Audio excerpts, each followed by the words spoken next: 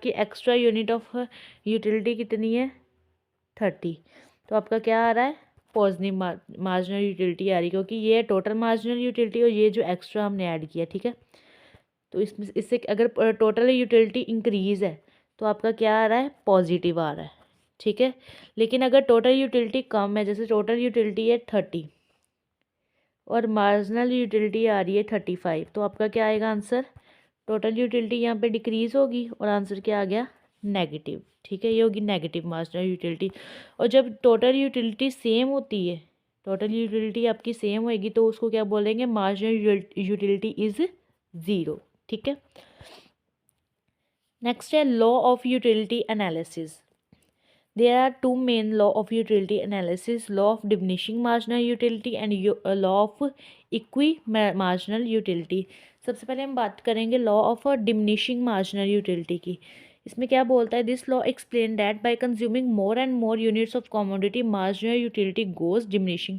जब आप ज़्यादा से ज़्यादा कमोडिटी के यूनिट्स को परचेज करना शुरू कर देते हो, कंज्यूम करना शुरू कर देते हो, तो ये लॉ बोलता है कि आपकी मार्जिनल यूटिलिटी कम होनी शुरू हो जाती है। अब आपका ऐसे समझ नहीं आएगा, इधर से देखो डायग्राम से। जैसे आपकी पहले टोटल यूटिलिटी थी 10, तो आपकी मार्जिनल यूटिलिटी भी कितनी थी 10। जब आपने टोटल यूटिलिटी की, ये यूनिट्स में है, ठीक है। तो जब आपने इसका यूनिट इंक्रीज़ कर दिया, पहले आप 10 थे, उसके बाद आपने कितना कर दिया 18। जब आपने इसको 18 कर दिया तो मार्जिनल यूटिलिटी कितनी होगी 8। हाउ 8 कैसे हुई मार्जिनल यूटिलिटी, क्या है मार्जिनल यूटिलिटी, डिफरेंस ही है ना, कितने का डिफरेंस आ रहा है इनमें, ठीक है। इन दोनों में अंदर कितने का डिफरेंस आ रहा है 8 का, तो मार्जिनल यूटिलिटी कम हो गई। टोटल यूटिलिटी के इंक्रीज़ होने से मार्जिनल यूटिलिटी आपकी कम हो रही है। फिर आपने 18 के बाद और टोटल यूटिलिटी आपने इंक्रीज़ कर दी, आपकी 24 यूनिट्स कर दी। अब 18 और 24 के बीच में डिफरेंस कितने का है 6 का। तो देखा जाए तो जब आप टोटल यूटिलिटी को इंक्रीज़ कर रहे हो 10 से 18, फिर 18 से 24, तो मार्जिनल यूटिलिटी डिक्रीज़ हो रही है। 10 से 8, फिर 8 से 6 कैसे डिक्रीज़ हो रही है, क्योंकि इनका डिफरेंस देखो बीच में 10 से 18 में जाते 8 का डिफरेंस आ रहा है, ठीक है। तो इधर डिमिनिश मार्जिनल यूटिलिटी 8 होगी। फिर 18 और 24 के बीच में 6 का डिफरेंस है, तो मार्जिनल यूटिलिटी 6 होगी। मतलब टोटल यूटिलिटी के इंक्रीज़ होने से आपकी मार्जिनल यूटिलिटी डिक्रीज़ होती है। ये बताना चाहता है आपको law of diminishing marginal utility. अब पढ़ो इसको, अब समझ आएगा। Consuming more and more unit, जब आप ज़्यादा से ज़्यादा यूनिट कंज्यूम करते, जैसे 10 के बाद आपने 18 कंज्यूम कर दिया, फिर आपने 24 कंज्यूम कर दिया, जब आप ज़्यादा से ज़्यादा कंज्यूम करी जाओगे तो आपकी मार्जिनल यूटिलिटी कम होती जाएगी। 9, 10, 8, 6 होती गई ना कम। Commodity marginal utility goes on diminishing, ठीक है। In other words, when we continue to consume same commodity, then the extra units of commodity give less and less marginal utility than before, जैसे आपने टेबल में देख ही लिया। Next है assumptions, क्या है law of diminishing marginal utility की, depend on some assumptions। सबसे पहले ये भी कार्डिनल मेजरमेंट 1 यूनिट 2 यूनिट की फॉर्म में होता है। नेक्स्ट कंटिन्यूस कंजप्शन, कहते हैं ये लॉ तब ही एप्लीकेबल होगा जब आप कंटिन्यूस कंजप्शन कर रहे हो।